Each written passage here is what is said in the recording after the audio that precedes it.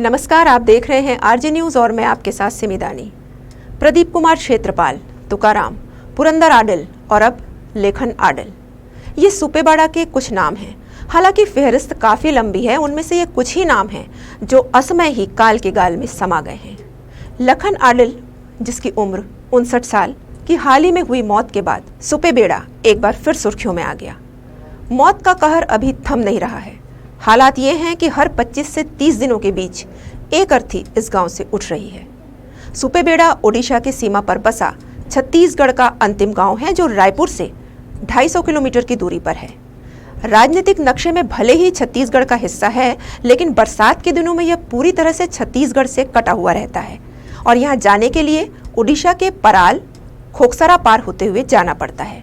देवभोग की तरफ से सुपेबेड़ा जाना बरसात के दिनों में असंभव होता है। आपको यह जानकर हैरानी होगी कि इस गांव में कोई बुजुर्ग ही नहीं है। यहाँ के लोगों की औसत आयु 45 से 50 साल है। 55 साल की भूमि सुता इस गांव की सबसे बुजुर्ग महिला है, यानी बाकी सभी उनसे कम उम्र के हैं और किडनी की बीमारी के कारण वे अपने 2 बेटों को खो चुकी हैं। यहाँ रहने वाले क्षेत्रपाल परिवार ने पिछले 5 सालों में किडनी रोग से करीब 11 लोगों को खो दिया है। दहशत इतनी है कि लोग यहाँ अपने रिश्तेदारों के यहाँ नहीं आते, लड़कों की शादी के लिए रिश्ते भी नहीं आती और कारण यह है यहाँ का पानी। यहाँ लगातार हो रही मौतें पहले एक रहस्य बनी हुई थी। सुपेबेड़ा में 100 से ज्यादा महिलाओं की दुनिया उजड़ चुकी है। गांव के लोग इस बात से परेशान हैं कि दूसरे गांव के लोग न तो इस गांव में बेटी देना चाहते हैं और ना ही इस गांव की बेटी को कोई अपनी बहू बनाना चाहता है। गांव में बुजुर्ग, युवा, बच्चे ज्यादातर किडनी की बीमारी से पीड़ित हैं। हालांकि ग्रामीणों ने इसे सामाजिक वजह से तूल नहीं दिया, प्रशासन से छुपा कर रखा। उन्हें लगता था कि इस बीमारी की बात बाहर फैली तो उनके यहाँ कोई बेटी बेटे का रिश्ता नहीं करेगा। और प्रशासन तक जब खबर पहुंची, जांच की गई तो पता चला कि यहाँ के पानी में हैवी मेटल है, जिसकी वजह से ग्रामीण किडनी रोग से ग्रसित हो रहे हैं।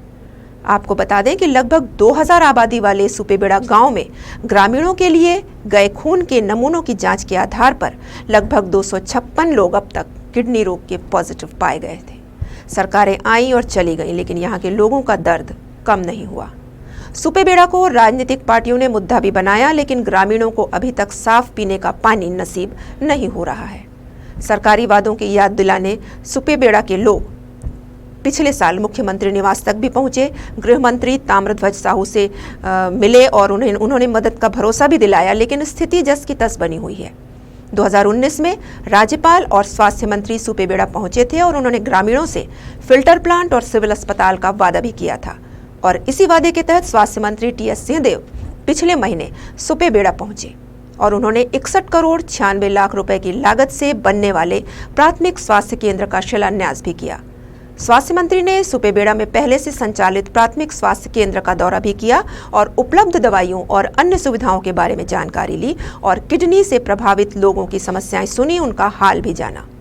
नए प्राथमिक स्वास्थ्य केंद्र की भूमि पूजन के दौरान ग्रामीणों ने स्वास्थ्य मंत्री से उनके पेयजल की व्यवस्था के लिए तेल नदी का पानी पहुंचाने की भी मांग की।